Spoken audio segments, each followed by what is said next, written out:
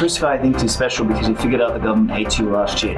So fiat has an expiration date that's built in. You have to be radical about that, you know? Like 21 million is not negotiable. The parasite has weaponized the masses against us. Bitcoin is something that will give you a very deep stability and no one can interfere with it. No one can take it away from you.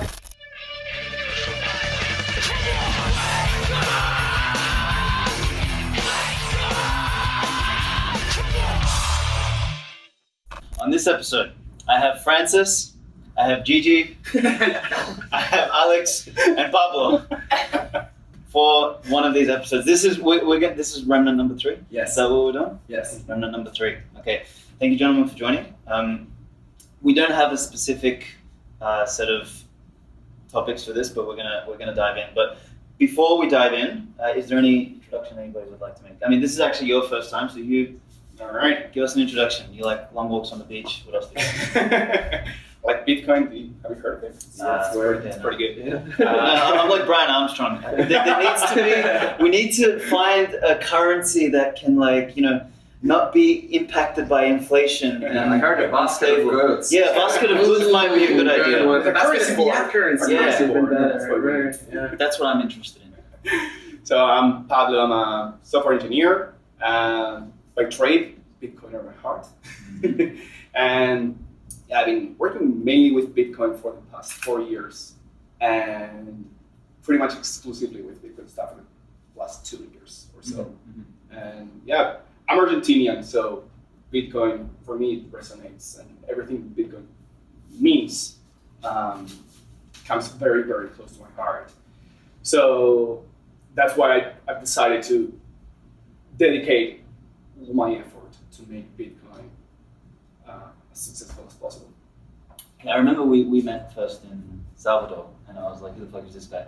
And then we just got along. Like, I was like, "Yeah, this guy's one of the crew." So How did you guys meet? Did you guys organize via Twitter before heading to El Salvador? No. He was just one of the. I mean, you organized with Breccia and stuff like that. Exactly. Yeah. So when we went there, like, he was just one of the only people that I didn't know who it was. And then we met, and we just connected straight away. I was like, "Fuck, I love this guy." Right. So, Nice. Yeah. And Pablo, you've been kind of, I guess, on the run, quote, trying to figure out where you want to live, trying to figure out what you want to do with your jurisdiction, where your family is going to be established, lifestyle. So, can you give us a little background on how long you've been, trying to escape or rebuild a life, or maybe go through your hero's journey stages there? Yeah, so I've been living in Spain. I was living in Boston before, and I moved to Spain because I met my current wife, and she's Spanish, so I just moved there 8 years ago or 9 years ago. And You said that almost with some pain in your face. Spanish. Yeah, Spain. I had lived before living in Boston. I had lived for 5 years in Spain, and I was very eager to never go back. But she was there, and so I went back.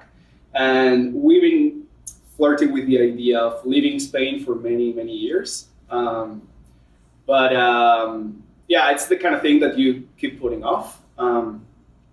With COVID, it became absolutely clear that it was a requirement to not be surrounded by people that are so compliant and are, they are the Asians, they are the masses. The masses, yeah. Yes. And you said something last night about what was the breaking point of you, right? Yeah, absolutely. So the breaking point was one morning in February 2021. So a year later, after all this stupid stuff started, we used to take our daughter, 2 years old, to the playground, and just on the weekend to the beach outside, just a slide, a few other things. One day we go in and it's just closed with police tape around it. They also closed the calisthenics part outside on the beach, and they closed it down. And to me, that was my breaking point. To me, this was, we have to get out now. Yeah. When was this again? This was February 2021. Mm-hmm. So Okay. So they hadn't closed it until then? No, they had been closing and opening. The first time they closed the playground, it's hilarious. I remember the first time I saw the police line, and I did a video on Twitter, and I was just laughing at how stupid it was. But the third time they close the playground, you're like, oh fuck, like they're trying to fucking kill me. And especially with children, because this is a family-friendly Remnant episode. We've got 2 Remnants that have offspring. You must be thinking with the children, like, okay, this is at a critical development stage of my child's life. They are at the where their personality has been formed and all of these values. It's just a critical moment, and this is potentially permanent damage we're talking about, right? We are going to be able to heal from this with relative ease. Children may not. So maybe talk about 100%, man, 100%. I remember going to like a big outdoors shop in Spain, and my kid just running around, and parents from other kids seeing my kid approaching, running playfully, just freaking the fuck out, man, and grabbing their kid like malaria is coming, or like something. It's a reference frame. Like, this is what you just said earlier. It's like if you start with a reference frame where people are afraid of interacting with others. Like one of my favorite Disney films is WALL-E. With the little robot. Yeah, exactly. And at the end, like the humans that are the fat sludge on the floating chairs. Yeah, exactly. Right. Floating chairs, and they get fed everything, and everything's in front of them. And I used to say that it was funny back in 2017 when those stupid scooters started coming up everywhere. Yeah. And I was like, man, this is the pathway to WALL-E, because now people aren't walking fucking 50 meters down the road. They're jumping on these stupid scooters. And, we're slowly moving into a reality that looks like that movie. But one of the lessons in that movie and countless other movies is that the masses just don't know any better. And when you set that kind of a reference frame, what you do is you transform all the incoming into the same kind of fucking sludge, because nature is important, but nurture is also. Well, I think it's mostly about convenience, right? Like it's if you like most people, if they have to choose between convenience or the path of hardship, they choose the convenient path, and the price you pay just compounds over a longer period of time. So you will always pay. You will always have a painful path ahead of you. It's just if you, for example, going to the gym, there is like I love the pictures of the gyms that have like road automatic staircases up to it, or and most people, they won't take the stairs, like they just to go to the workout, they take the most convenient way possible. And I think it's with all those little decisions, you can always choose to take the hard part and suffer the pain right now, and then it won't compound, or you just take the convenient path always, and then it compounds after like 10 or 15 years. And I think that's what's happening all over the place now, with health, with fiat, with just how businesses are run, with it's the optimization of convenience and comfort and safety over freedom and growth. I just want to say one funny anecdote. I actually owned a gym in my early 20s, and I purposely put the gym on the second level so that people had to walk up the stairs, and I fought the fucking local council, so the local government, off. For 1 year they tried to force me to put a disability ramp. Yeah, exactly, so that people can go up the thing easily, and I was like, no, fuck you, and I won in the end. I never had to put one. In saying that gym ended up shutting down because I let my brother run it. But that's another story.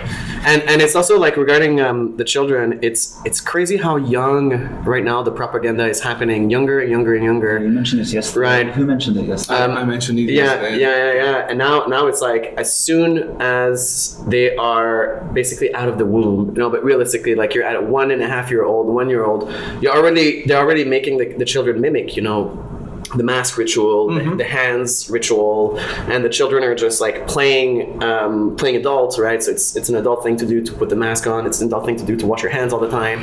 You're not supposed to talk. You're supposed to stay the night quietly. And this is happening at such a young age. I mean, think about all the boomers that were conditioned into the public health hysteria at an age of 30. I don't even know. And then 2 years later, they're still not able at all to deprogram themselves, even with access to the internet, even with protests and all that stuff. Imagine a child. I mean, at least we had, at least the people, that are not children today got to have a normal childhood or something similar that they can then tap into to when you're trying to unlearn this trauma, you can tap into your childhood, at least your memories of that. As a child today, you're just, so I think it's really awesome what you're doing is, the way that I see it, you're just creating good, positive childhood memories for your child so that at least they have something. And by the way, congratulations on being so focused on doing this for your kids, because that's one of the reasons why I want to have kids as well. It's like all the other kids are starting off with such a massive disadvantage. A handicap. Yeah. They don't even know they're growing into this thing. And then as a parent, I mean, I don't know how you feel. I mean, I'm not a parent, but I think about being a parent all the time. And, it's not a competition between your kid and other kids, but kind of it is, you're trying to create the best human for the competition of life. And then everyone else is starting off with a massive handicap. So even if your child has a normal childhood, is already starting off way ahead of everyone else. And if you're specifically going like full remnant on the education and providing them with adequate schooling and schooling environments and education, then they have an advantage that they would have had in normal times. Now they're so far ahead. So what you're creating is like superhumans. Like you guys are creating superhumans right now. 100%. But it's very interesting because when I was speaking about this stuff with friends and family, people that care about me, people that care about my daughter, the message that I was getting back is, well, you are special because you have access to these opportunities, and it's unfair of you to think about taking these kind of choices because not everyone can access this kind of choice. And so like guilt tripping us. Yeah, remember Obama? You didn't build that. But the brainwash is so insidious that people that care about you are thinking about the public good, not thinking about, is your daughter okay?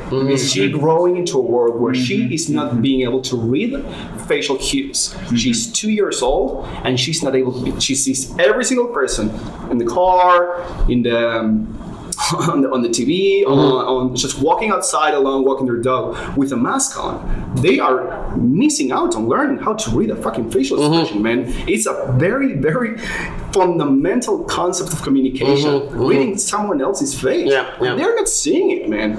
And it's my daughter, my wife, and I. We are like Bitcoiners, Remnants, etc. So we're obviously anti all this mask stuff.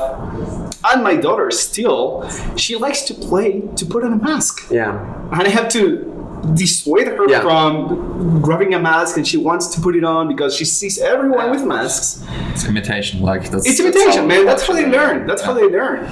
Yeah. And washing the hands all the time. When she sees like an alcohol thing, like an alcohol bottle, she wants to put some on because she's learned. Everyone is doing that, so she thinks that that's how people behave. It's crazy. Like exposure to sludge is just going down and down and down in age. It started with the internet when we were like, I don't know, we're all more or less the same age, but we got exposed to that shit when we were like 13, and then it goes down and down and down and down. It started with public education. That's what it did. The fact that public education existed basically created it moved a lot of power into the hands of the midwits.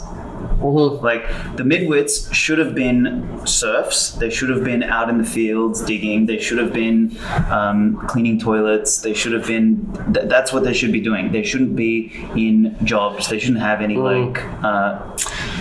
Anyway. I disagree, actually. I think it's mostly about the difference between how to do things properly and like a cargo-cooled way of doing things. And that's why we don't have strict security when you go through the motions at the airport. Like if you want to blow up a plane, you can blow up a plane. Like there's no problem. If you want to hurt someone on the plane, you can hurt someone on the plane, no problem. Like it's security theater.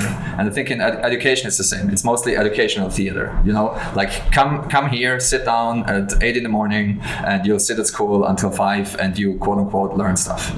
I think also in the investment world, it's mostly investment theater. It's like it's a lot of Silicon Valley kind of the deal with Silicon Valley is like pump and dumps in the way of pump something up, accrue a lot of capital and exit. You know what I mean? Like it's and the way I see it with also now we have hygiene theater.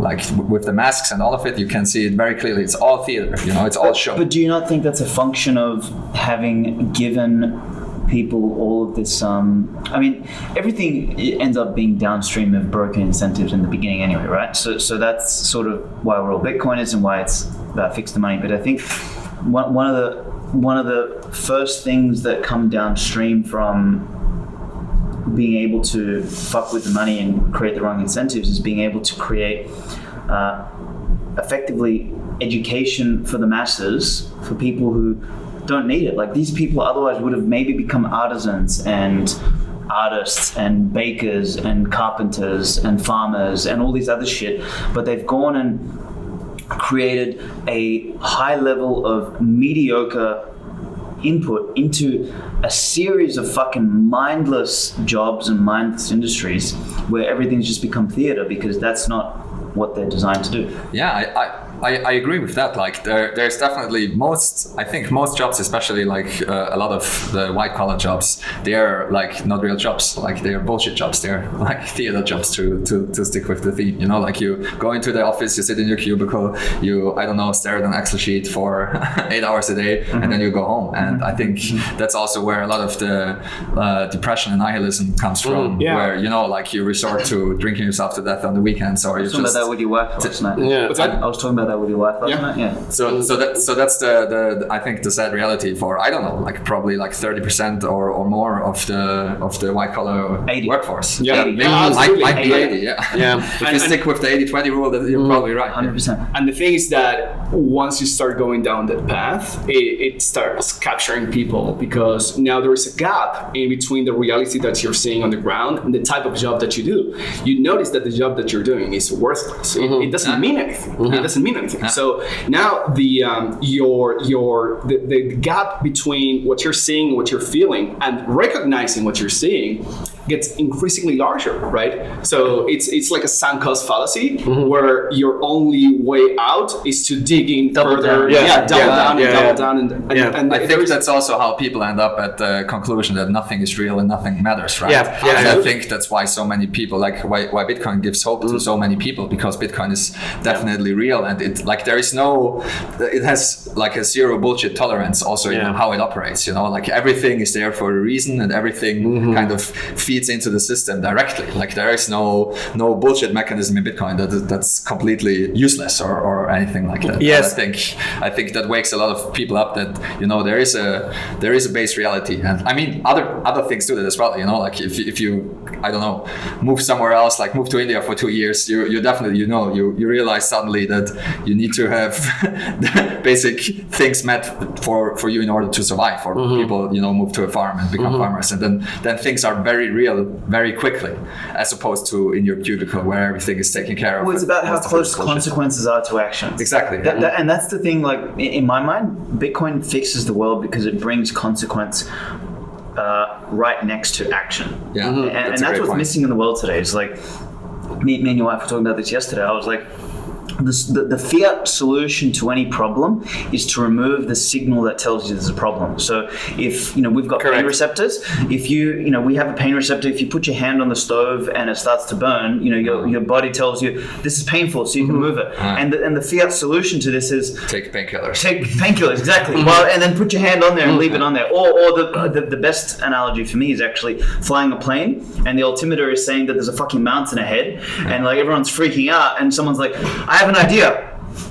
Remove the altimeter. We're okay. Yeah. Right into the fucking mountain. Absolutely. And at a fundamental level, with interest rates, like, it is actually what they are doing. That's exactly what it is. With the price of borrowing money, right? It creates a cushion between the consequence and the action, and then you have no way of knowing whether you're actually making the appropriate action, whether it's right, whether it's wrong. Then maybe at some point you do get a consequence, but you don't actually know what the fucking consequence is for. Maybe you made a bunch of bad decisions, then you finally make one good decision. But then the consequence catches up to you, so you think the good decision is the bad one, and you're like, again, it just compounds, like it just delays and delays and compounds and compounds and compounds, and then you are in completely unknown territory because you don't know what's going to happen. There's so many, like, the errors compound, and then it's just unknowable. How we all know, for example, the current financial system is going to collapse. How it collapses exactly is kind of an unknown. Exactly. Right. Yeah. It's like, of course, it's like if the building is gonna fall, which exactly, how is it gonna fall exactly? You don't know. You know it's not gonna be standing. Or to go back to the Wall-E example, you know, like if you just go on your scooter or your flying chair all the time, never work out and only eat potato chips, like I can't tell you what's going to happen with you in 20 years. Like, are you gonna get a heart attack or an artery clogging up or whatever? I can't tell you, but something is going to happen. You know, it's again compounded error. And again, to bring back our own Feld Nassim, because we don't know what's going to happen, the only thing you can do is make yourself anti-fragile to any kind of situation, so that whatever exterior consequence or exterior condition is imposed upon you, you are in a position where you become stronger as a result. So that's usually in the uncertainty of the future, you make yourself anti-fragile to multiple possibilities. And so something I want. So Gigi, you're an optimist. I would say I would describe you as an optimist. A few times where I've had, I felt nihilistic. We chatted a few times, and you helped me have a more optimistic mindset. And then recently, I've also been interested in the whole cycle theory that's being discussed. Mark Moss was talking about the cycle theory. Then Laser started to talk about multiple cycles that are converging. I mean, there's the fourth turning. There's like even longer cycles. Everything kind of comes to a head currently. And at the point where we're at now, and the kind of point I want to make is, okay, so we are 4 people that are right now in the jungle, and we've met. So the Remnant are meeting. We are actually starting to see this, and then the theory of the masses and the collapse of the Western civilization cycle, the technology cycle, the monetary cycle. I think we're kind of understanding that everything is hitting the fan, the multiple different bubbles are popping, and then now we're at the inflection point where you've got the kind of hope Bitcoin cycle that's starting to emerge, and the despair nihilistic cycle of fiat, which is, I think we're getting close to that point where the two cycles are crossing over, and then and you've talked about Bitcoin being spiritual, Bitcoin being religious. You've talked about metaphysical, philosophical, historical aspects of Bitcoin. So give us like the positive, hopeful take on this, right? So we are the Remnant. We're here. We're actually in the same room. We're talking about raising families. We're talking about building a new future. Can you paint us the Gigi? Like, what does Gigi see in his mind that keeps him hopeful? Right? I don't know. It's a great question. I think there are kind of multiple things multiple strategies for the next like 5 to 10 years. One of them is exiting, and I think what makes me hopeful is that all of it is possible. You can definitely exit. You can, if you use and understand Bitcoin properly, Bitcoin is something that will give you a very deep stability, and no one can interfere with it. No one can take it away from you. Like they can, even if you, they will have to torture you out of your Bitcoin, and depending on how good your setup is and how well you train your mind, like you will take your Bitcoin to your grave. And there are things like time locks and stuff that aren't explored very well yet. So there's just, in terms of wealth preservation and giving you the highest amount of optionality, Bitcoin is an insane and amazing tool. Like it's defensive technology. Right, and even we've had this discussion, not defensive only against others, but against your own self. Like you can live in a bus, you can and keep your Bitcoin safe. You can live super poor for 5 years, and we've talked about you can be a Bitcoiner and no one knows. Right. You can become a hermit, and it is a valid actual strategy to be like, I'm going to check out of this insanity for a few years. I mean, like if it's currently, I think we're in very turbulent times, and it's just unknown how things will shake out in the next 1 or 2 years, and it might be a valid strategy to do that for until the dust has settled. Right. Like that's one optimistic path, kind of optimistic in the sense that you don't have to be caught up in the insanity, because when you get caught up in the insanity, it's very, very difficult to stay optimistic and hopeful.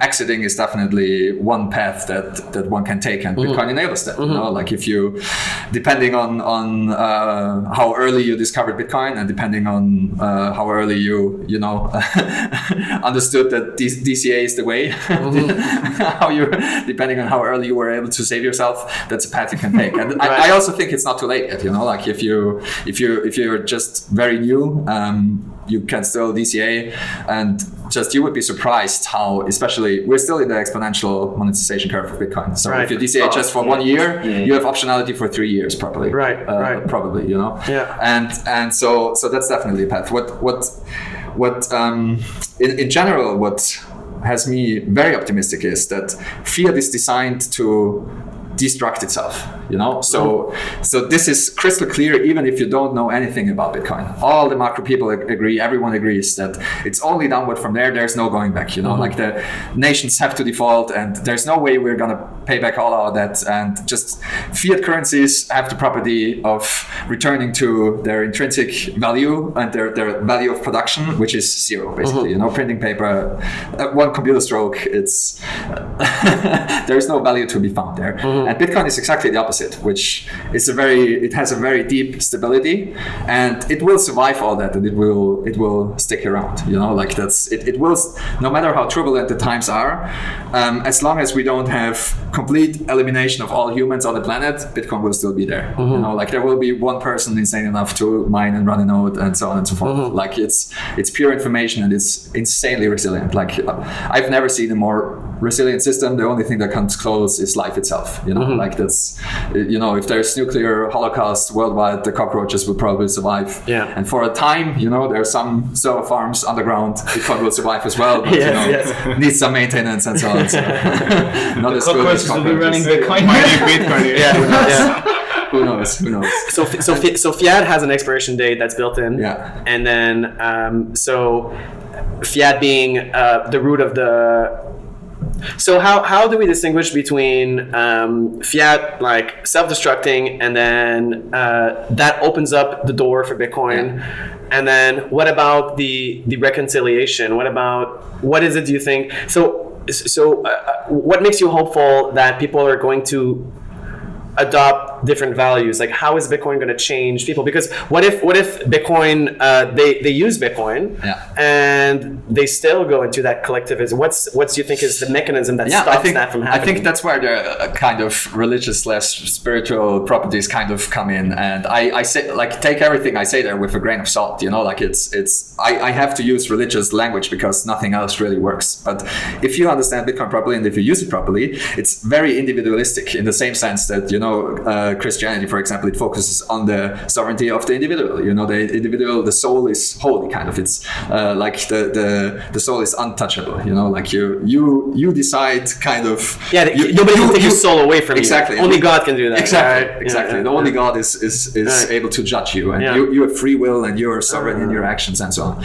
And Bitcoin is exactly the same. You know? And Bitcoin, because you define for yourself what Bitcoin is, and I think it's two things. And there's another thing I want to come back to, but if you use Bitcoin properly, it will lower your time preference. As long as we are in the monetization phase of Bitcoin, it will lower your time preference. Like, there's no other way around it. You will see that Bitcoin appreciates exponentially, and everything else compared to it depreciates. So spending a Bitcoin is a bad idea. The opportunity cost is almost infinite. You know, like doing anything else, buying anything else instead of Bitcoin, you will regret it like 5 years down the road. And I think most people that stick around for a while and realize that and are just looking at the numbers, they will realize that. So it will lower your time preference, and it will remove you from what Pierre calls the high velocity fiat economy, you know, like the trash economy, just, you know, buy, consume at any price. So you will definitely become more conservative in your spending, you know. And you know, the Keynesians will tell you that this is bad and the economy will grind to a halt, but that's completely untrue, because you still need to breathe, you still need to eat, you still need to drink, you still need to have housing, and so on and so forth. You know, it's just reducing your footprint, kind of. And the second thing is, and this is where the individual thing comes in. You have to define for yourself what Bitcoin is. No one can tell you what Bitcoin is. You have to decide, okay, this is the implementation I want to run. These are the consensus rules that are Bitcoin for me. And it's also, you have to take full responsibility. You have to hold your own keys. Otherwise, you're not using Bitcoin. You're using IOUs. If you are not running your own node, if you're not validating your own transactions, you're not using Bitcoin. You're using someone else's understanding of Bitcoin. And that's where, you know, that's why I think religious language is so perfect, because it's, in many religions, it's the same, you know, like you decide what God is for you. You decide what kind of sets of rules you want to follow. And if other people overlap, you have your own little sect, you know, that are in agreement with yourself, but no one else can overrule you. You know, I can't tell you what your God is, for example. You know, you have to decide it for yourself, and Bitcoin is very much alike. Yeah, for me it was something very interesting. I got a Bitcoin tattoo, and when I mentioned to my family I was gonna get a Bitcoin tattoo, the reaction that I got back was, well, what if you change your mind? You know, what if you start liking it? Yeah. What if, you know? Yes. And it's What if another one takes over, Exactly. and then we've got the MySpace tattoo? You know? exactly. And it's so insidious because what I get back when I present this is the conclusion of what I've been researching, what I've been reading, what I've been studying, what I've been experiencing, is, well, it's your conclusion now, but what if you change your mind? You know, and it's very interesting because I noticed that most people, and the mass, right? Most people, they believe that there is no truth and that everything is negotiable, everything is relative, right? And they start exactly, but they start from that framework, so they observe everything from that framework. So if there is no truth and you can't reach any conclusion, nothing really matters, right? Yeah. You know that there. And I think one of the points that I was making regarding Marxism is that the root of Marxism is social constructivism in the social sciences, and that's why, you know, as you say, since reality is subjective and the societal norms or a social construct, then we can start with something that doesn't exist as a premise and extrapolate. But with Bitcoin, what's really amazing is that at some point the rabbit hole never ends, in the way that there is always something to learn about Bitcoin, but at some point you hit ground zero. You hit ground zero, and then there is an illumination part of the Bitcoin journey, and I think we've all kind of felt it in different ways. We've talked about this both.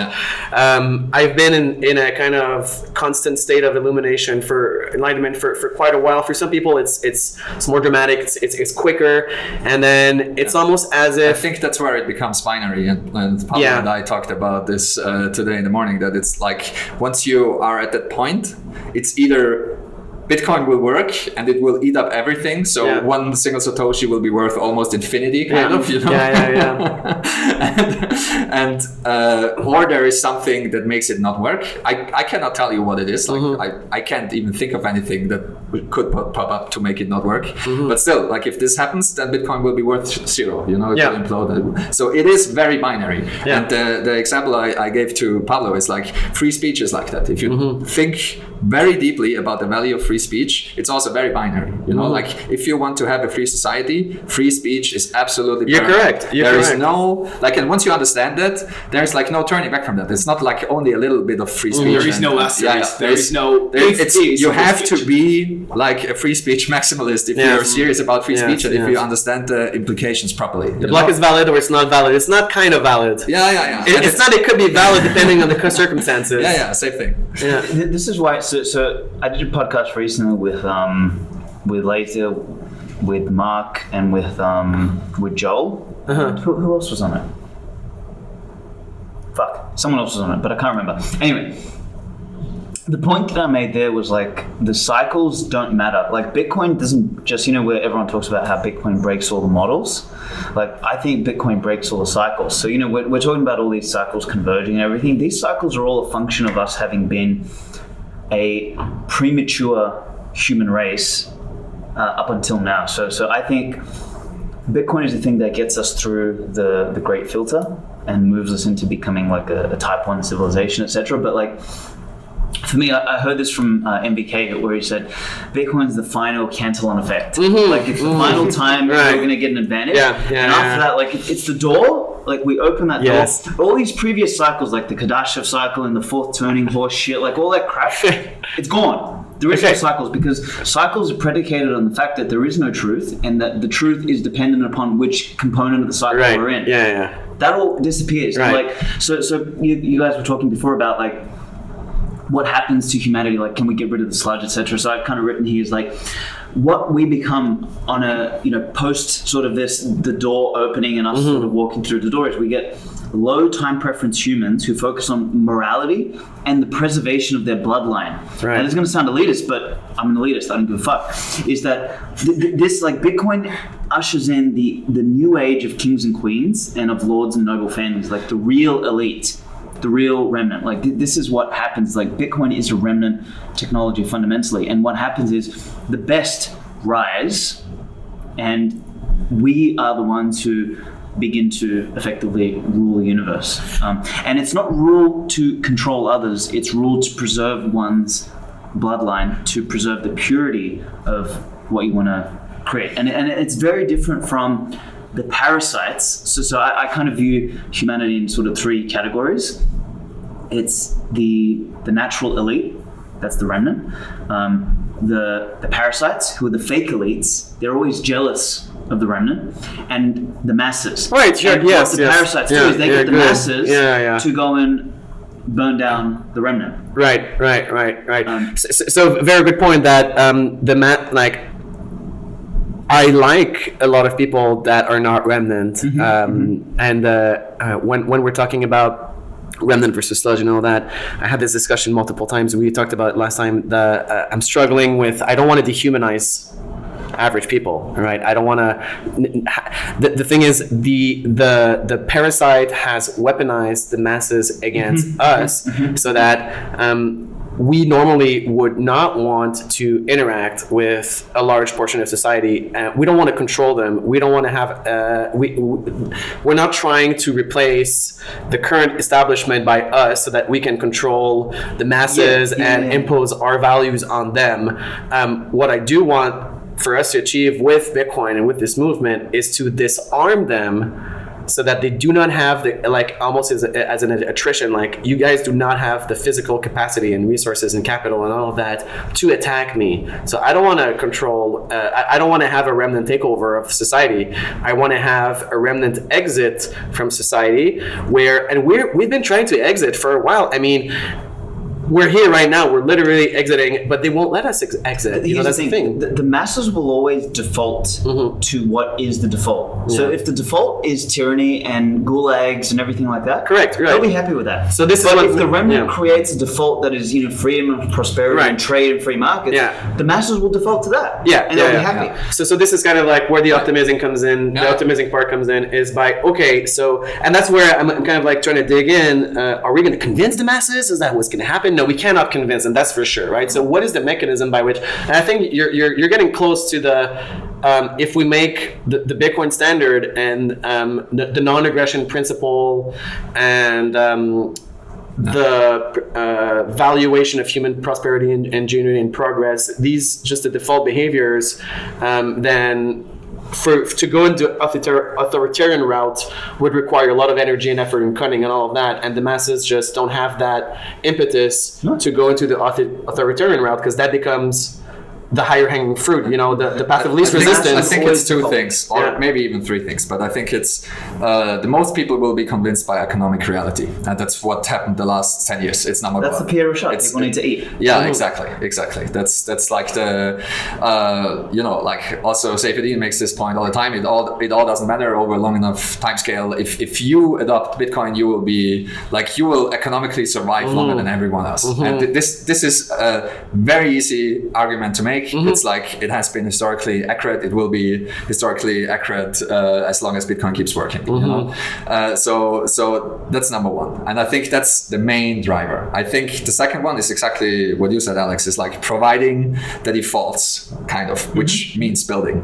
Today, end-to-end encryption in most messengers is the default. Yes. People did not know. They don't need to know about end-to-end encryption. They don't need to care about open source software. They don't need to care about the definition of free software. They don't need to know about, the GNU public license. They don't need to know who Richard Stallman is, no one has to care. Everyone is using end-to-end encrypted software. And I think the same will be true in Bitcoin. We need the purity and the radical core to protect the values of Bitcoin and protect the network, protect the software, and so on and so forth, make the right decisions. And you have to be, it's again, back to the free speech argument. You have to be radical about that, like 21 million is non-negotiable. Right. Like there are certain certain slippery slopes that will lead you down the destruction and capture of Bitcoin. That's like why I disagree, for example, currently with Udi and other I was people. just gonna name him. Udi, we're talking about you. That, you know, it's very important. Like, for example, with I mean, we went through this, and Udi, as a software engineer, for sure knows. You know, like Richard Stallman is a radical, and that you cannot make an exception when it comes to free software. You have to protect the 4 freedoms at all costs. Otherwise, it's not free software. And with Bitcoin, for example, it's about it's more difficult even, because it's very difficult to box in kind of what Bitcoin is. But the best we can do is like 21 million. If you hard fork, 21 million is kind of in danger. So, you know, hard forks are very, very problematic, just to give you one example, you know. And I think it's about building and providing sane defaults to people. No one cares about Linux. No one cares about Linux kernel development. Half of the population is using Android, which is Linux. You know, no one knows that they're using Linux. The best example I use is Henry Ford. He said, if I asked people what they wanted, they would have said faster horses. Right. He built the fucking car for a small subset of people, and the car became the default. Nikola Tesla didn't build electricity for fucking what everybody understood, right? He built electricity. Oh, he didn't build electricity. He discovered how to harness electricity, and he did it for a specific subset of people who really got it, and it became the default. So the masses always, they're like inertia, and what the remnant represents is the initiating force. The inertia will default towards what the initiating force is. But it's also, it's always individual choices, and everyone will have to learn at their own time, you know, like, because if you're getting deplatformed for whatever reason, it might be political speech, it might be sex work, it doesn't matter what, you know, like currently you can be deplatformed for absolutely anything. Bitcoin will be there for you, and that's like, you know, end-to-end encryption. Like if someone is snooping on you for whatever reason, end-to-end encryption will be there for you.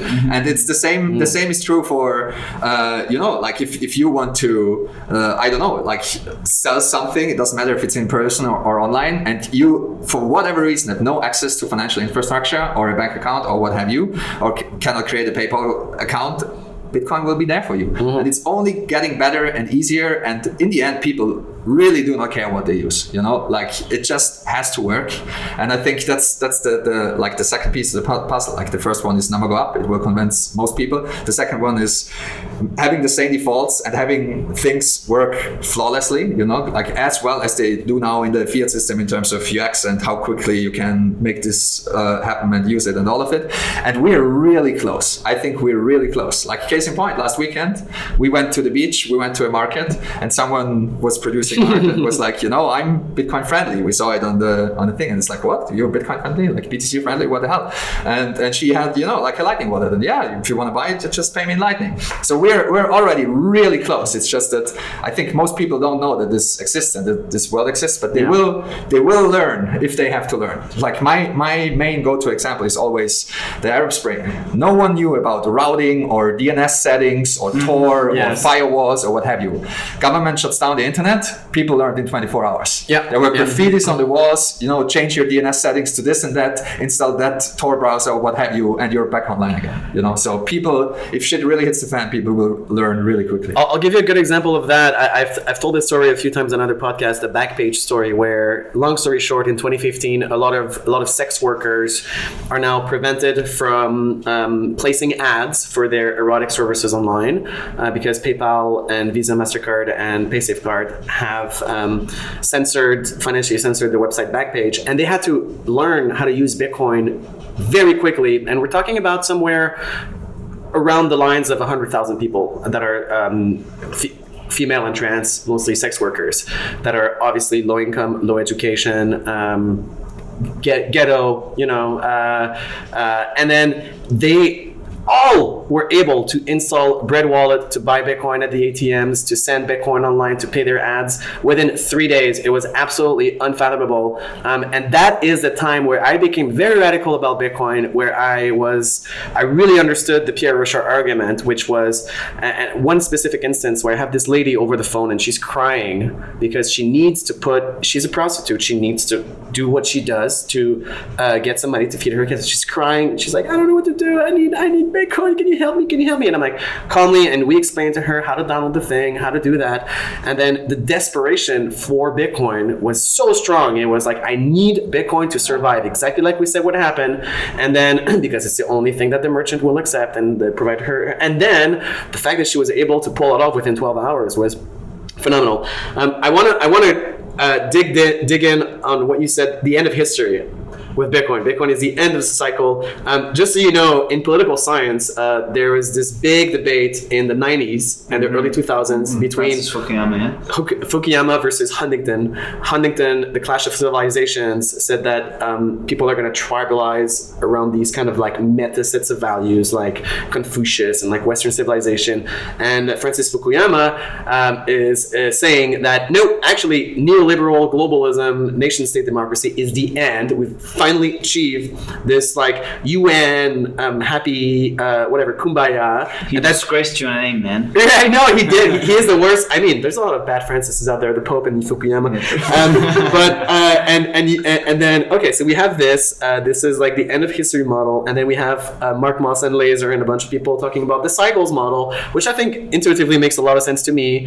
And then you have I think Alex's model is like the Prometheus model, which is like God or the universe provided fire to man, and then Bitcoin, and then that was like step one, and then we're civilization, and then now we have Bitcoin, and now, you know, all the cycles of iteration that was pre-fire, we don't know what they were, but they are there. Essentially, great apes, you know, all of that, all those are over. Now we are man, okay, and now we are like Homo Bitcoinicus, yes. Right? That's the Homo Bitcoinicus. There's only two things that happen: fire and Bitcoin, and then but. Also, if you think about, all right, you have Saifedean who makes a very compelling case in the fiat standard and Bitcoin standard that it's man's compulsion to devalue the money. So what is it that you think Bitcoin, like, why does Bitcoin break the cycles? From a sociology and psychology point of view, is it why couldn't someone, for example, start to fractional reserve Bitcoin, or isn't there going to be another movement? Like, are they going to screw up what we did in 300 years? Like, they'll try because, but the problem is what Bitcoin does is it brings what I've said earlier, consequence next to action, and you can try and camouflage as much of that. You know, that you can try and create a distance between the consequence and the action. Right. But the gap will quickly close, and the compounding effect of not doing so and compounding the amount of Bitcoin territory you have, right, is going to give you such an advantage over the clown who's trying to do it, you know, in a cheating sort of way. Right. We've never had a substance or a mechanism via which we can measure, you know, resources, time, energy, and human action like Bitcoin can. Like it's the map that sits directly on the territory, and you can't lie. Because at the moment we're all using maps, and we kind of said this earlier, is that we're using maps that don't have a relationship to the territory. Right. We're all lying to each other. We're all playing this fucking game, and nothing makes sense. Yeah. It's one way to say this is because basically what you're saying. How can we be sure that there's not a foolish system built on top of it? Right. Sure. Exactly. The thing is that, for example, you cannot fool nature. You know, like if you're building a moon rocket, or doesn't matter what you do, nature will always win. That's true. Nature is reality. Reality will always win. You cannot fool nature. You cannot fool reality. And to quote Hasme Cook, you know, Bitcoin is nature. It is like that's why I say it's like a biological system. You know, like there is no way to fool it in the sense you cannot fool gravity. You know, it will always, even if you fractionally reserve Bitcoin, it will come crashing down. You know, and the fact that it's a voluntary system and it remains a voluntary system, even if you choose to not use the voluntary system and you go for fractional reserve banking because it's easier, it's it has nicer colors or whatever.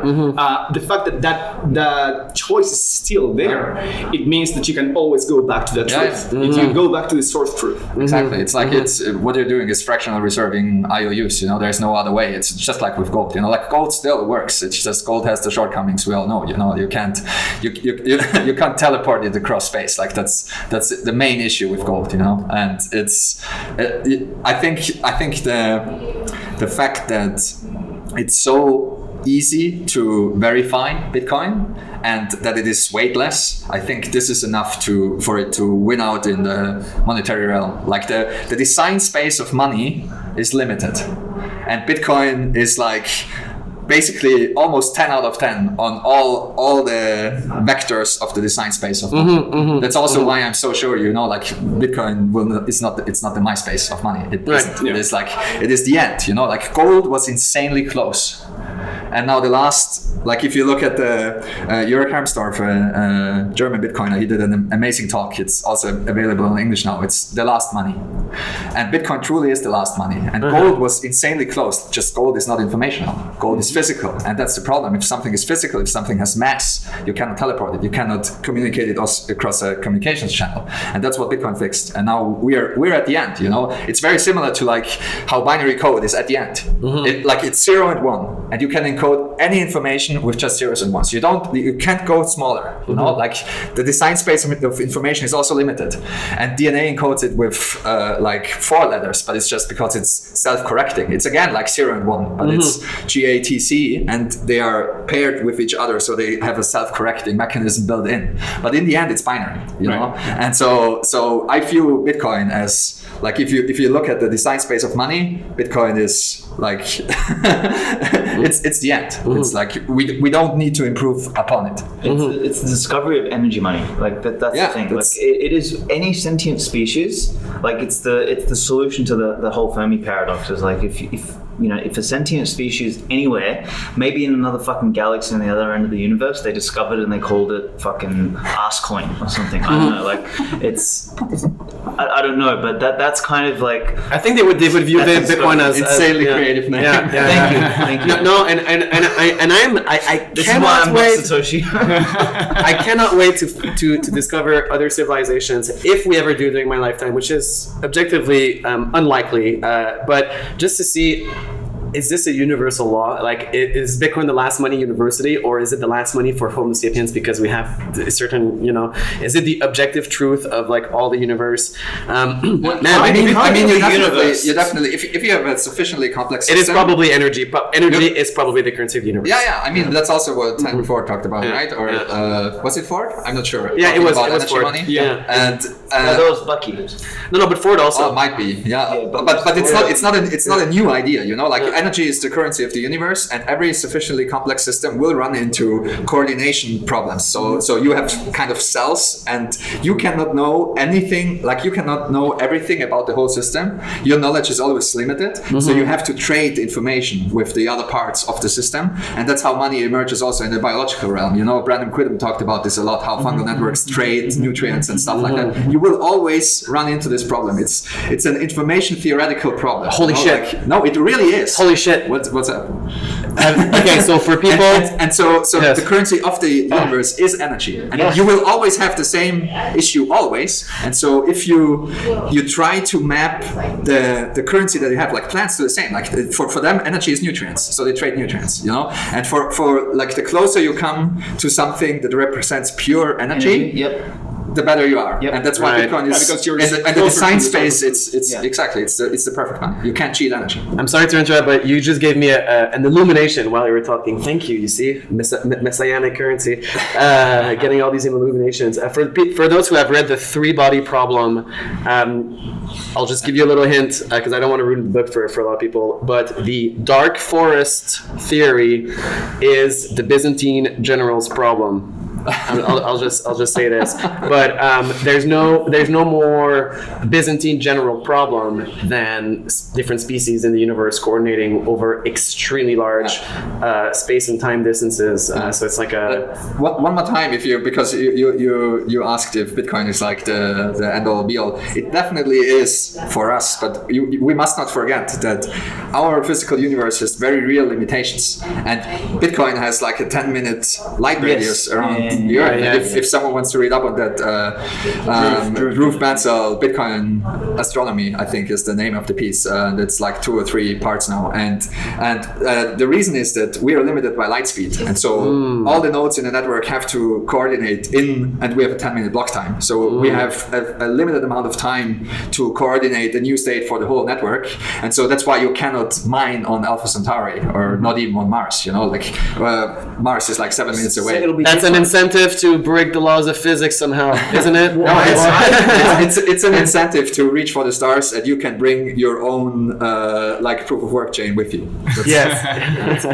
So I actually think what will happen is there'll be trade amongst sentient species who have their own currencies, so their own versions of Bitcoin, which will have a relative market value against each other, because and it'll be kind of based on, do I want Bitcoin because Bitcoin represents the total productive capacity of humans or Homo Bitcoinicus, or do I want to hold the other currency, which is Homo Ascoinicus, who they have trillions of blocks already. Well, at the end of the day, you can see on this the block, 6 stars already. You can see on the block the amount of proof of work that went into producing the block. So you can see the amount of energy that was behind a different block. So even if and here's the future of the remnant. So I'm going to do the last piece now, just for me, and then I'm going to take a rest. But what the remnant will do, so the kings and queens that Bitcoin emerges, they will go out to new solar systems and they will go and create their own versions of Bitcoin energy money on those systems, and that their bloodline will run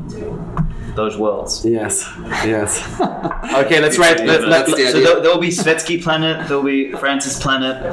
I mean, honestly, Gigi planet. I like to say, if you take the extremist radical time preference view, this is exactly what you would do. You would see, for every time I'm buying a beer, I am literally preventing a dynastic 1,000 years down the line from at least 7 or 6 battle cruisers. That's kind of like the going rate for battle cruisers, like 0.0017 or less than that or something. But yeah, and speaking about the Remnant, for people who don't know, the Remnant is text by Isaiah's Job, and I just want Gigi to maybe touch on the concept of synchronicity and how, because we have had these discussions. I know it's a very large question to just throw Gigi. Hey, Gigi, explain the synchronicity to people. But how does to some degree we've had the transformation, all of us internally. So we first went through that transformation, and now we're on some kind of other frequency, or we see the world in some way where we are gradually as a community. And I mean, I am going to use the word Bitcoin community, even though it's a controversial word, because I do think there is a kind of Bitcoin remnant, maximalist, toxic, cypherpunk community, or at least a subset of people, which I don't know how to define it, but we definitely understand that we're in the same community when we meet each other. It's hard to define, but once you have the object in front of you, there's an instant recognition. One thing we were talking about before that is related to this, before the recording, is I was telling them that there is Bitcoin the money, and then there's Bitcoin the network, and then there's Bitcoin the framework of thinking that takes you to understand and use like a praxeological approach to understand reality. I think what you're talking about is people. The Bitcoin community is people that align with thinking in Bitcoin terms. Using Bitcoin as a framework of thinking. And it's not even it's a post-Bitcoin community in the sense that we are already living in the post-Bitcoin world, and we're just by ourselves, right? The Bitcoin standard is already here. It's just not very evenly distributed yet. I have a very simple answer to your question in regards to explaining synchronicity and those kind of weird things that seem to happen. And I think it's just because Bitcoin synchronizes. That's what it does. It's literally the thing. It's literally what it does. It's its whole purpose. And so for me, it's not surprising that the people that engage with this thing and have are 5,000 or 10,000 hours in, that you will kind of synchronize your brain with the other people that went through the 5,000 or 10,000 hours. Because you will have read the same text, you will have read the same authors, you will have seen the same memes, you have watched the same, even like fictional material, I'm pretty sure every one of us has read 1984, V for Vendetta, and all those kind of Snow Crash, all those kind of Bitcoin edits and things that try to explain some aspect of Bitcoin. You know, like it's you know, you have to understand like the authoritarian dystopias to understand what Bitcoin protects you from, for example. You know? And also for Snow Crash, for example, it's very useful to think of Bitcoin as a drug. That's why we're talking about the orange pill, you know, or as a religion. And so very similar to Stevenson's universe. You know, there's this thing that changes people, and like a cult builds around it, and it infects minds and infects computers. And that's a very nice framework to think about that as well. And I think that's part of what's currently happening. That a lot of people that knew that kind of the current system isn't working for them, or just isn't working, period, and that found out that it's gonna self-implode. I think a lot of people were just very nihilistic and pessimistic and just, you know, gave up. And once you find a solution to that, it's also very easy to get in tune with other people that had the same realizations and found the same solution. You know? And I would say it's not unique to the Bitcoin quote unquote community. You know, there are other like other things where you have like a wake up realization moment, and other people went through the same thing, and then you immediately connect. And I think what's funny is you can absolutely tell. You know, like if you start talking with someone, you can absolutely tell. Is this one, is he or she part of the few or not? And that's why sometimes there's when we talk about the religious aspect, I think we're talking about an unseen metaphysical aspect that feels religious in a way. It really does feel religious. We do have the sense of enlightenment, the sense of former self, like born again Bitcoiner, and you see the world in a different way now. Inevitability, right? A sense of destiny and sense of fate, and then us coming up with same ideas all around the world at the same time. And of course, there is a rational, logical way to explain it. As you just say, we read the same things, but it doesn't. It doesn't. You know, it definitely does not feel rational. It's very similar. Like I don't know. You know, taking drugs and tripping, you can explain this away rationally, but what happens inside you, there's no rational explanation that is sufficient. Absolutely. Or like falling deeply in love. You know, you can explain this rationally and like on a biological level and psychological level and so on. But if you fall deeply in love with someone, like the rational explanations don't do it justice. And I think there is a built-in protection for the legacy system in that it affects language in a way that individual words become sort of meaningless. They start to become fuzzy. So given that we think in words, right? Internally we think in words. If the words stop meaning precisely what they mean, and man stops meaning man, and woman stops meaning woman, it's harder to, when you encounter something new, and someone explains it to you, or you read about it, because the words are a bit fuzzier. You know, it's harder to get there. That's exactly. But that has always and will always be a problem, because in the end, words are just, you know, like signs pointing to something. They're not the real thing. You know, and it's like you can talk about orgasms all day long, but if you never had an orgasm, like it's not the same thing. Like the word orgasm is not the same thing. Like having an orgasm. And so I think you're absolutely right. There is this limitation. And so coming back to Bitcoin, I think it's also insanely hard to first of all describe what Bitcoin is in the first place, just using words. You know, like it's.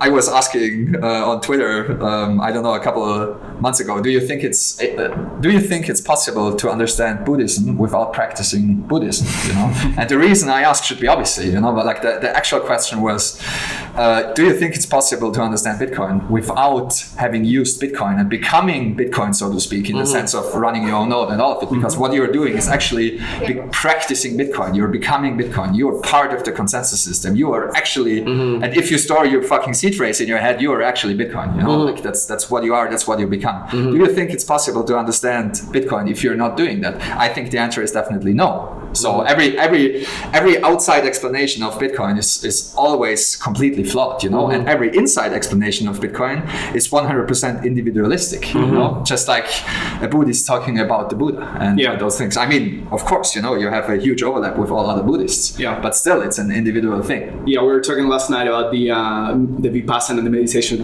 retreats, and my experience when I went went there was finding a new way. This was way before Bitcoin, but it was finding a new way of learning where no one teaches you anything. They just open an opportunity for you to explore, and they give you absolutely no tools. And you find, after a really hard, long process, you start finding truth on just your bodily experiences, and you start getting to conclusions and building from those foundations, building and learning stuff, without anyone teaching you anything.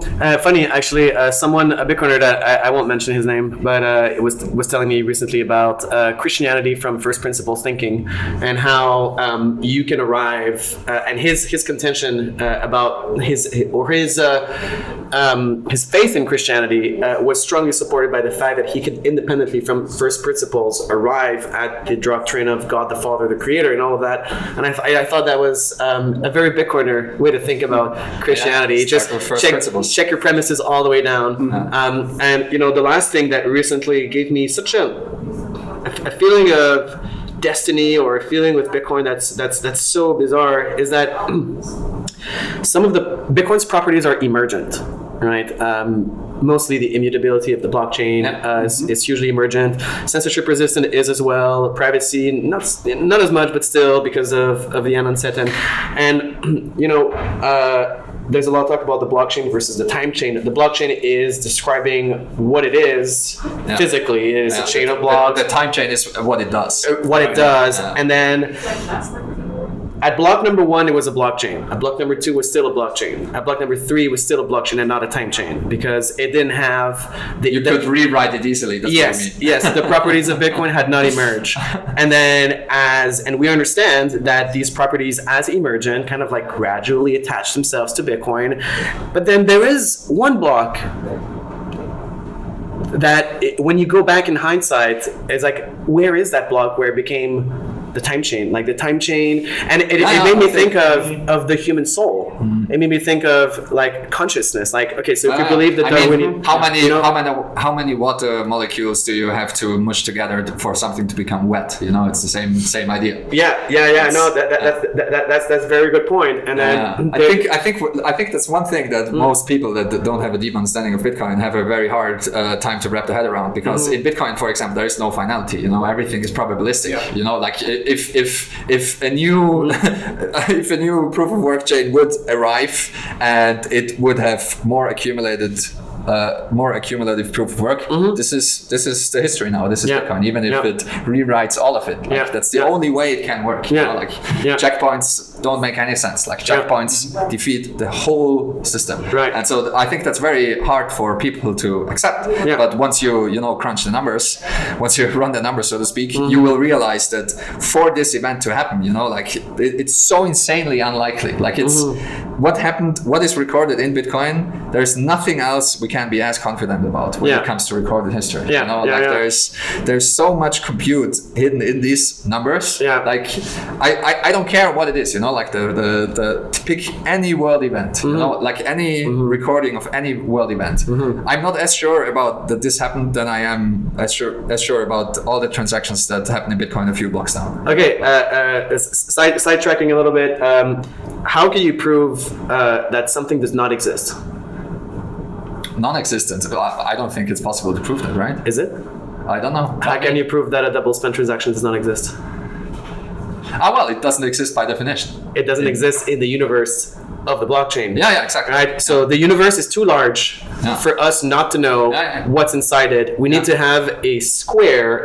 We call it a sand square. We need to have an area that's defined. Bitcoin is a sandbox universe, basically. It's a sandbox universe, and it's like, does the absolutely. Also, when it comes to time, yes. 100%. So one of the times that I really understood Bitcoin was when I realized that Satoshi is the first person in history to give us something that we can prove doesn't exist, which is a double spend transaction or an absent chain.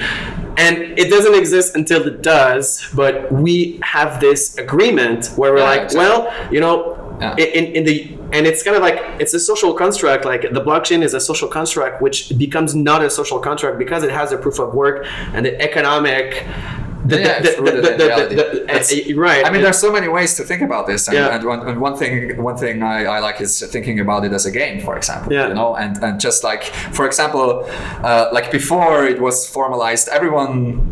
So let's just go 100 years back. Yeah. Everyone knew the rules of chess, but there was not a single body that defined the rules of chess. The rules of chess were emergent, and if you agree, you can play. You know? Yeah. And if you, someone can come up and think, you know, it might make sense to, you know, enlarge the board. You know, just have it 4 times as big and put more pieces on it, and it will be more fun. But you will not find many other people that will play with that. So that's like what a hard fork represents. You know, some other things like you can use this metaphor very nicely to think about soft forks as well. You know, like you can, for example, always play the same opening. It will still be chess. Right. You just choose to play the same opening all the time. Right. It might be at a disadvantage. Yeah. You might can like you can make up new rules that are compatible with the rules of chess. Yeah. And it might be a fun game. You know, like only move pawns. And Right. You can impose. You can make it harder for yourself. Essentially. Exactly. I'm only going to dribble 3 times in basketball. And what's funny about Bitcoin is it is like a game like that, but it is an open-ended game. You know, like it's you don't have rounds in it basically. Like not really. And so you will like if someone decides to change the rules in a drastic way, it will be a new game that you have to start from scratch and find other people and so on and so forth.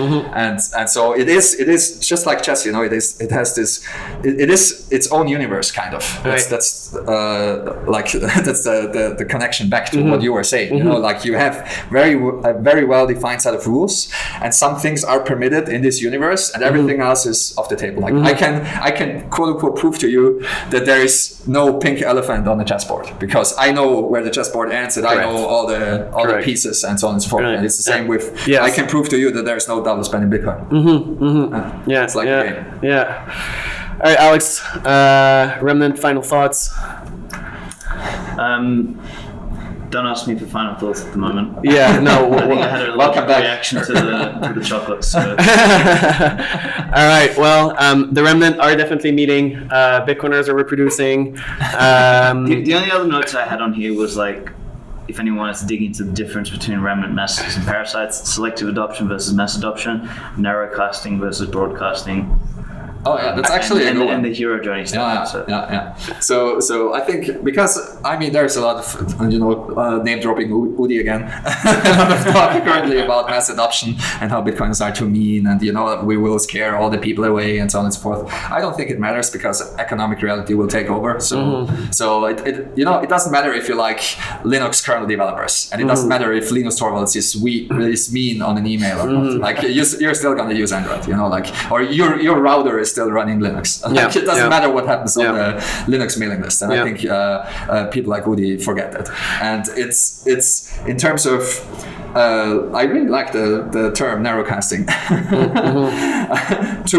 To all the other insane people out there, don't be afraid to broadcast because only the people that will understand what you're saying will listen to you anyway. Yes. So it's kind but you have to broadcast before you narrowcast. Exactly. You don't have a choice because the broadcast is the different discovery mechanism. And that's exactly what Isaiah's job is also about, as you pointed out. It's like if you're standing on a mountain and preaching, like only those who are walk past exactly. you. Yeah, exactly. And there's a few that are going but if you are going to listen, only if you don't dilute the message. Exactly. You stay true to your message. And it is like narrative is important in the sense that Bitcoin's journey, I believe, is crystallized enough so that narrative doesn't matter that much. The narrative matters in the sense that it reallocates resources within the industry. So are we going to work on privacy right now? There's a fixed amount of resources and an infinite amount of projects that Bitcoiners could be working on. Imagine if everybody had worked on, I don't know, something else other than Lightning or something like that. It was a very narrative-driven decision to work on second-layer solutions as the way for us to scale Bitcoin. Otherwise, this is this very well-crafted narrative.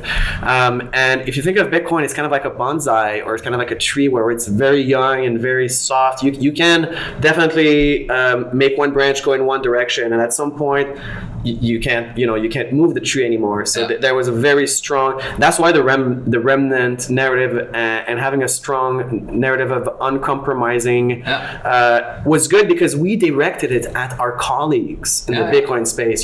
Think about it. Like I very rarely, when I talk about that, I'm imagining all the guys that work at all the Bitcoin companies and all the guys that are like and girls that are thinking about ways to get involved with Bitcoin, and like these are the ones that I want all the gardeners of Bitcoin or all the caretakers of Bitcoin to be on the same page. And the fact that the short-term cost of that, which is that some people that got repulsed, thrown off by the narrative, it's like, again, Udi, still mentioning him because he has elected himself to be the cartoon character of the argument. So that's what he deserves. Living rent-free. But listen about what we're just saying now. We're building something that's as important as fire, civilization changing. It needs to be immortal, whether or not it is the end of all cycles or not. The end of this chapter of cycles. Or it's and then. Bitcoin was inevitable because we were inevitable as people, but the Bitcoin is not inevitable if no one ever worked on Bitcoin. It would not have become inevitable. The blockchain was inevitable, but the time chain was not. The blockchain was the idea whose time has come. The time chain is just the metaphysical coming together of all these things. So it is really, really important. Because why would we talk to the other remnant? That's I would also say that it's like a filtering mechanism, because you look at what the so-called toxic behavior has done. It's actually pushed the flakes out. It pushed Roger Ver out. It pushed Vitalik out. It pushed all these fucking idiots out. Taleb, all this shit. So it pushed that out of the system, and the most recent one was that fucking dumbass Chris Sky. Like as soon and Udi owned himself with that one. He's like, "Oh, well done, maximalists. You did very well with like." We actually initially embraced him. We're like, "Hey, come, talk with us. You got his contact details, all that sort of shit. We'll try to get him on the podcast, all this stuff." So we're nice, until he thought his fucking shit didn't stink, and then we called him on that. And then what happened a couple of days later, after Udi was like, "Oh yeah, well done, maximalist," Mr. fucking XRP, Mr. fucking other shitcoin, literally fucking supporting the very organizations that want to maintain the fiat standard that he's supposedly fighting against. Right. Yeah. Fucking that guy. I think the problem with that guy is that he's just fighting a very narrow fight. He's just focusing on foot soldier. He's a foot soldier. He's a fucking classic. He's kind of like an elevated version of the masses. He's an ultimate nihilist, right? So his message is, look, we were always right, and then like we're right, everybody else is wrong, and there's nothing we can do about it. All we can do is prove. And I understand him. And the thing is, that's why narrative is so important about Bitcoin, is because I don't want people. We make these extraordinary claims like we're going to save the world by buying this thing and sitting on our ass. And I understand his point of view, because he must be thinking, I've heard this shit from all the social justice warriors. I've heard this from everyone else. Everybody's saying that they're going to change the world and they're not putting in proof of work, because for him, proof of work is grinding. But it kind of is, you know what I mean? And the thing is, he doesn't have... So I'm being a Chris Guy apologist, because that's why I believe the narrative framing of Bitcoin Remnant, no compromise, is important, because other people that think like us, if they see Bitcoin narrative as being compromising and weak and soft and all of that, they can be like another bunch of fucking weak ass bullshitters, right? And then he's gonna come back around for sure, because I believe will in 2 or 3 years he's gonna be the biggest maximalist. Or in 10 years when he has to eat, he will be a maximalist. In the end, it doesn't matter too much. I think most people like Chris Guy or also Taleb and others, I think it's mostly an ego thing. Oh no, it's definitely an ego thing. Thinking you understand how the world works, and thinking you understand, for example, also how markets work or how money works or what are the real root causes of things, and just not being open to the idea that what the maximalists are saying is actually true. It sounds completely outrageous at first. The thing is that this is like it is an ego thing, because he figured out the government, and I tweeted this, I said, Chris Guy thinks he's special because he figured out the government hates you last year. Yes. We figured this shit out fucking decades ago, Yes. and not only did we figure it out, but we actually built an entirely fucking parallel system that the government Yes. can't fucking shut down. Yes. And he's running around putting stickers on fucking restaurant things that just say no. Like, But he's a remnant in his own way, and I understand. Imagine if you're surrounded by you haven't discovered like Bitcoin Twitter, or you haven't discovered an internet community where everybody's like amazing and intelligent and engaging and all that. Your entire life, you're like you have accepted that the mass, and by mass like the highest number of people around you are idiots. So whatever the mass agrees on is probably idiotic. And then he goes on Bitcoin Twitter and we spam him in his environment where we are the mass in we his look point of view. Right from his point of view, we're just a bunch of masses because everybody's like piling onto his thing, and then it's just sad. That's why out of all for people like this, you only insist with people, and I'm gonna keep working on him. We've sent a few texts. I'm gonna keep working on him because I want the message to convince you to be a Bitcoiner is a gift, and I think that I want you to have it, right? And some people, they don't want gifts, and I believe that he should be rewarded for some of the things that he's done that I didn't do. For example, I didn't run across a country, so that's my way of giving back to him, despite his sabotage. It's kind of like a friend that did a favor for you when you were young or something like that, and then he's a heroin addict, and then you're gonna kind of like try to get him out because you have this thing. So Bitcoin, I don't want mass adoption, and if people refuse Bitcoin, they can go fuck themselves. But some people, I would like to save them 3 years. I think Chris Guy deserves Bitcoin at 50 grand. He doesn't deserve Bitcoin at 200.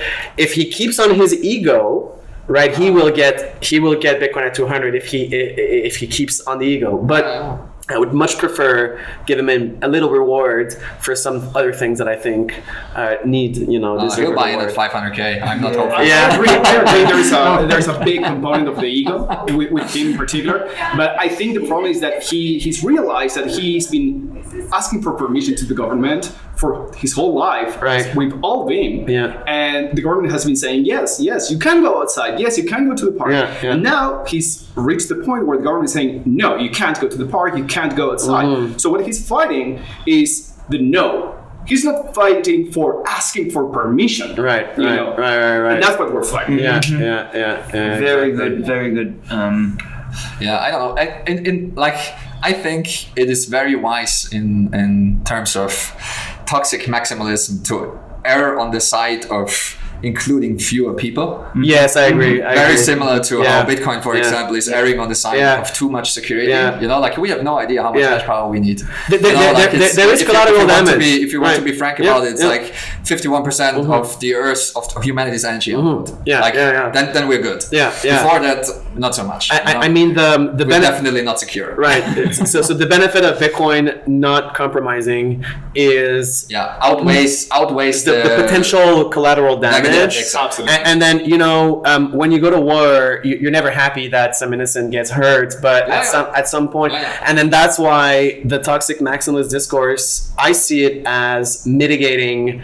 So it's like, we don't want to have normies that don't deserve Bitcoin coming in, and the cost is going to be that some remnants that may have gone in were completely thrown off by the discourse, or because if the Chris Guy situation has been handled a little differently, but then we can't. It's just a shame, right? It's just a shame. Chris Guy is a shame. There's nothing we could have done. There's nothing we should do different. And some people are gonna not get it, and it's gonna suck for them. And it's gonna suck for us because we like them. Like it's impossible to get at first. Like Talis, for example. 100%. It's just most people don't get Bitcoin at first. Most people think they're smarter than everyone else and go down the shitcoin route. Most people don't understand the profundity of it. Most people don't understand how it works and the security behind it and why it's quote unquote unbreakable and so on and so forth. Like it's impossible to come into this space and understand it like in the span of like 2 weeks. Even 2 months. It's absolutely impossible. Especially when doing it publicly. Of course. You're under it is, but see, we're here for a reason, and we discovered it, and we did the hard work, and we were drawn by something at a time when much of the information that exists now didn't exist. I mean, there was a couple, Pierre, Goldstein, a couple others. Like there was fuck all. And to be honest, I had not even come across Pierre and Goldstein until much of like my own thinking. Like my entry was probably actually more like Tone Vase, and Giacomo Zucco was really one of the influences for me, because he's just super fucking sharp. And then connecting with you and Breed Love and people like that, like that was my entrance. And like when I finally came across Pierre and Goldstein, I was like, holy fucking shit, these guys were so far ahead of the curve. But anyway, like we did that work, and this is where I guess you have you had humility also. You had some humility there. You have like levels and layers of people who represent the Remnant Bloodline, call it, like the Remnant type of person, and yeah, like we knew there was something wrong. Like, you know, in my new article called "Bitcoin is the Other Remnant," I quote not only the construct scene in the Matrix, but also the red pill, blue pill scene in the Matrix. And you know, the Morpheus says that you're here because you know something's wrong. You know, there's like a splinter in your mind. Exactly, and like that is the message that the remnant will seek out and actually hear and listen to, and they will take the red pill. And also one thing he mentions, I think, which is very important, is most people are not ready to wake up, and they will defend the simulation, so to speak. Exactly, that's the construct speech. That's the construct speech. So and in that case, like that is what represents the masses. And they until they've taken the red pill, until they've unplugged, they are our enemy. And I mean, maybe the archetype of a Chris Sky. Such a great analogy. They can be turned into agents at will. The system is weaponizing them. It's I didn't think about that. That's exactly what it is. There's a whole section in the article about that. But I was going to say maybe Chris Sky is like almost, you know, the what's the fucker's name who unplugged but then wanted to replug? Oh yeah, Cypher. Yeah, yes. Maybe Chris Sky's like an archetype like that. I don't know. Maybe. Yes. Like, you know, almost got there and then like no. Yeah. Well, that's the difference between, you know, there's a distribution curve, and then at some point you're in the remnant group, or you're not. You get it or you don't at some point. I've been thinking lately about what you just said, that any of these people can become the agent.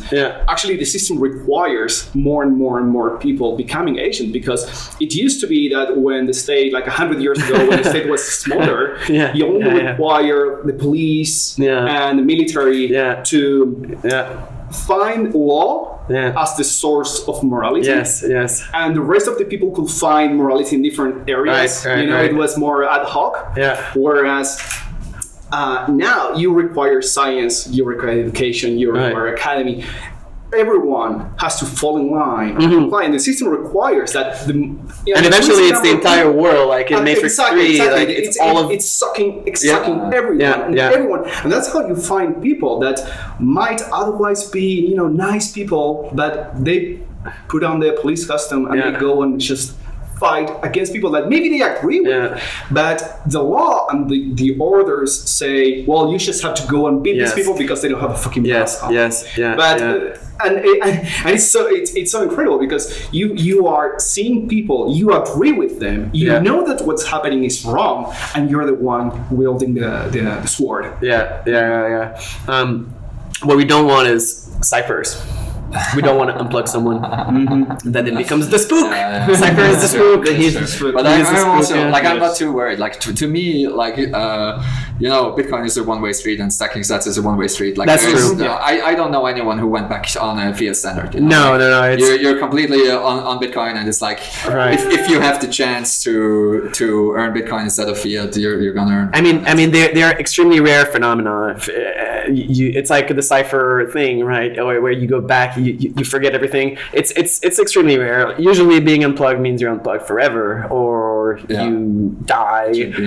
Or the thing with Bitcoin is also if you were truly a malicious, like vile person, and then you discover Bitcoin, then you have this contrast where now you're, the cipher in the matrix is like you can only discover that you're vile and malicious if you're unplugged, because if you're plugged, you're just someone else's, downloading the scenario into your head.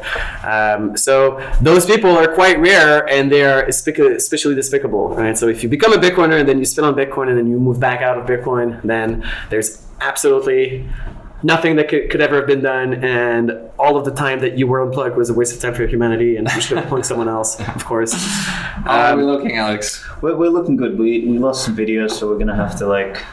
You're gonna deep fake us all in. Oh no! But you know what? If you put it on, all right. So let's end the discussion. I think right now. Yeah, let's do it. Let's do a quick round table on like some final thoughts. We'll start with you, Pablo, and then maybe like final thoughts and where people can find you, and then. Yeah, so people can find me on Twitter. It's for the time being, because I'm thinking I hate the name. It's Pablo F7Z. So I hate that handle, and I'm going to change it. You'll fall in love with it eventually. I'm thinking something like mixing, climbing and Bitcoin. So I don't know. We were talking about this with my wife. She suggested rock hodl or something. Climbing sets. Oh, climbing sets, huh? Oh, nice. It's like stacking in a way. Boom, just like that, huh? Yeah. So as far as parting thoughts, so I obviously listened to the first 2 episodes of The Remnant, and they were super powerful and super useful episodes. I was already here in outside of Spain, but still they were very they impacted me quite a bit. And I think one of the things that impacted me the most, it was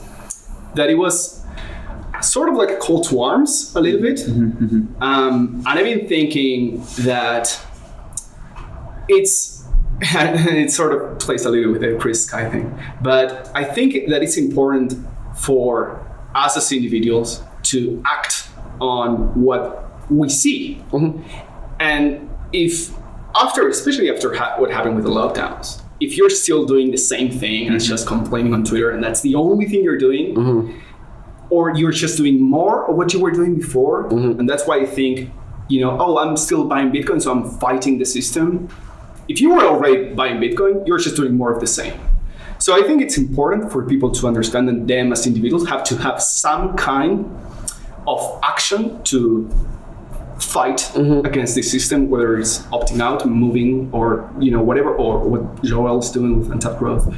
Whatever you're doing, it has to be something material, and it has to be something real. It has to be something that you can point to, and you can say, because of what happened in the last 18 months or 2 years, and things are accelerating. I can see it and I understand it. Yeah. And if you're just complaining more on Twitter, you're slacking. So I think it's important to say, this is what I'm doing because of that. Right. And the call to Bitcoin is definitely real. I had a remnant find me in a series of ways, and then he was telling me about, I feel like I'm locked because I have discovered there was a remnant by listening to you guys, and I'm following you guys, and his pitch was like, I'm just as good as you guys, like I can do shit too, and I want to do that now. I want to orange pill some more people. I think a lot of people are getting this call as this call to action. And after doing the first 2 episodes of The Remnant, just a side note, I'm sure this has happened to you, Alex. This happens to a bunch of, the Bitcoin Twitter quote influencers. A lot of people came up to me and they were like, thank you very much for the Remnant episode with Alex. And there was the one with John, and then the one with Dave earlier on. And I think about half of people that come up to me and talk to me about this, they're like, I did not think that there were other people like me. I actually felt very alone, and I'm like rediscovering this thing. And the thing with me and Alex and Gigi also as well, since our broadcasting signal is like very, very strong. As a prophet from the Remnant, kind of. We're doing his job. Right, we're doing his job, and. The reason why I'm so lucky is I know that I'm not alone for sure, because people come up to me as a center, like I am the avatar, and you know I'm the guy on, you know, people know, so they come up to me. You're the guy on the hill. Yeah, exactly. But then I'm like, by the way, you're like the thousandth person that has told me, literally 1,000th person that has told me over the last few years that I thought I was alone, and then I realized. So just so you know, there's another 1,000 that are saying the same thing as you are. So probably you would connect. And the thing is, there's not many of us, but there's enough. Right, there's definitely enough. I mean, think about how many people you know. Probably 200-300 people. It's also growing all the time. Right. You know, like so that's the good thing that we don't need because of the nature of Bitcoin. Yes. We don't need to convince a majority. We don't need to convince a minority. Yeah. You can just connect with the people that are already where you are and have elected into the rules that you are running. Yes. So in Isaiah's job, he says only two things you know about the remnants: that they exist and that they will find you. Yeah. I can guarantee everyone here they exist for sure. I think like if you don't believe it, then believe it. There's people like us, and there's probably not necessarily more than we thought, but because of the nature of the world, like we are able. Like all my friends are remnant. Like I don't have any close personal friends that are. I have some, but almost all my friends are remnant. So final thoughts would be just there's enough of us out there to create an actual community and to actually get together and. Optimism lies in the fact that the remnants are out there, and find them.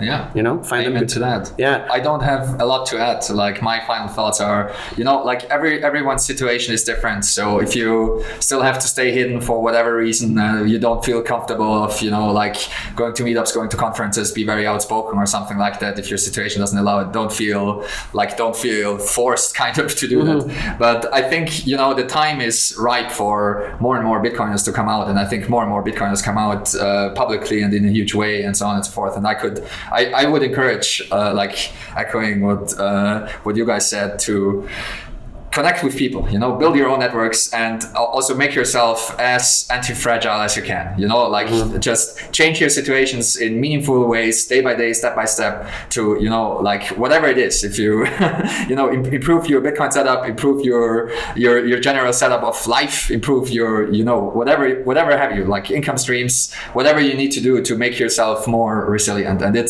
I know it can be very overwhelming at first, but just take it one step at a time. And that's what's so great about connecting with other people, because once you know you're not alone, and once you're starting building those networks and sharing information and other things, it will become easier. And I think that's what we need to do. And I think everyone kind of feels that we're close to a tipping point, and I can tell you when the time is ripe or when it is necessary to kind of, to use a Brandon Quitter metaphor again, when all the mushrooms will pop out of the ground at the same time. But I think we're close to that. And I think just be prepared for those kind of scenarios, and then we'll see where the chips fall. Yeah, my final thoughts is maybe two things. Is like one, for every one of us, maybe I'll phrase it this way: for every 100,000 of them, there only needs to be one of us. Like that's the, maybe it's a 1 to a million ratio that really matters. So again, I firmly, honestly believe I wrote an article 2 years ago, actually, which was like long before I knew about this concept of the remnant, or long before you and I really connected properly, and it was called In Support of the Elite. And in there, like the main image is like Usain Bolt on one side and like a lizard on the other side. Right. And it was kind of like a troll at the whole elitist thing, which is, they're not elites, they're fake elites. They're jealous, and the elites are the Bruce Lees of the world, the Teslas of the world, the Satoshis of the world. That's actually what elite is, and it is a matter of pride to be part of the 1% that matters. And I want to start to create a movement to change the narrative around being afraid to be part of the elite, being afraid to be part of the 1%, because that's actually always been what changed the world. And reading Isaiah's job for me just hit home so fucking hard, was that that's the piece that matters. And I'm so glad that, like, intuitively, I mean, we all found each other by not diluting our messages, by not deviating from that bit of truth. And we all could have had, we spoke about it last night, we all could have been shitcoiners, we all could have made way more money, we all could have had way more followers, we all could have done all of that shit. But we chose not to dilute that message. And that's what matters, because we appeal to the 1% that matters. So that's one thing. And then the other thing is, I want people to think bigger, and all the stuff that Mark and Laser and everyone are doing, like, I think is great, like with the waves and the cycles and everything. But I want people to realize that Bitcoin doesn't just break all the models, Bitcoin breaks all the cycles. This is not, Bitcoin's not just something that has emerged because we're at the end of a fourth fucking turning. Like, that is so small. Like, think